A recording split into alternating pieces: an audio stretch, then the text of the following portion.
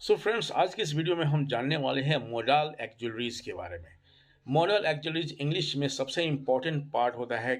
English communication में इनका बहुत बड़ा रोल होता है। सो मोडल एक्जुलरीज होता क्या है? सो आपने सुना होगा कि मूड यानी मूड में जो कुछ भी यानी मन, यानी मॉडल का मतलब होता है मन, यानी मन की बात, यानी मन के विचार, यानी मन में जो कुछ भी विचार आता है हम मॉडल के माध्यम से उसको एक्सप्रेस कर सकते हैं। क्योंकि इंग्लिश में टेंस क्या है, एक सेट ऑफ रूल है, लेकिन उसका एक लिमिटेशंस है। लेकिन उस लिमिटेशन से अगर बाहर आपको जाना है तो इसके लिए मॉडल एक्जिलरीज बहुत इंपॉर्टेंट है। जैसे क्या कोई कहता है कि मैं अंग्रेजी बोलता हूँ, दैट मीन्स वो इस काम को करता है। लेकिन कोई कहता है, किसी को देख करके उसके मन में ये विचार आता है कि मैं भी ऐसा कर सकता हूँ, मुझे भी करना चाहिए, मुझे अवश्य ये काम करना चाहिए, मैं कर सकता था, मुझे करने की ज़रूरत है। यानी इस तरीके के विचार जो कुछ भी अपने मन में आता है, आप उसको एक्सप्रेस करते हैं मॉडल के माध्यम से। Then what is modal actually all about? So modal actually are word that help main verb in communicating the speaker's compulsion, prediction, necessity, obligation, speculation, promise, deduction, and kind of things. So this is something. So hum next.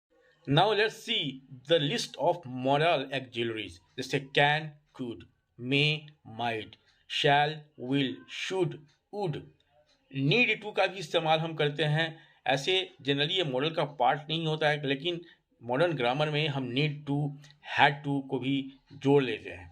So these are something, ये must का इस्तेमाल करते हैं।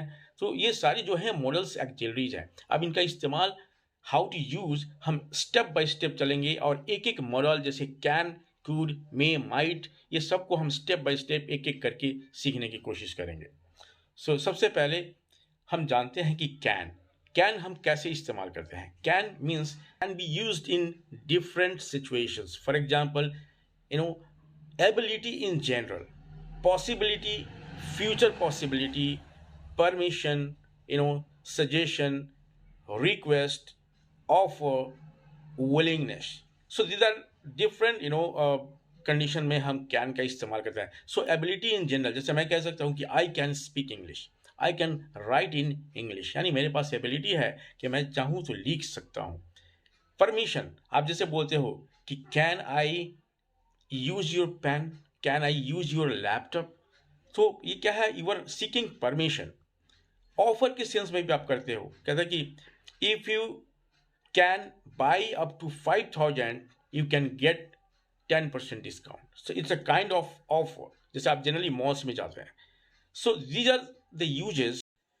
Now read these sentences and try to identify whether it is general ability, permission, suggestion, offer, or willingness.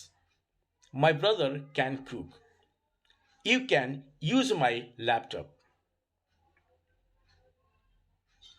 I can do this if you don't mind. You can buy red one instead of the white one. I can tell you how to go there. She can secure first rank in her competition.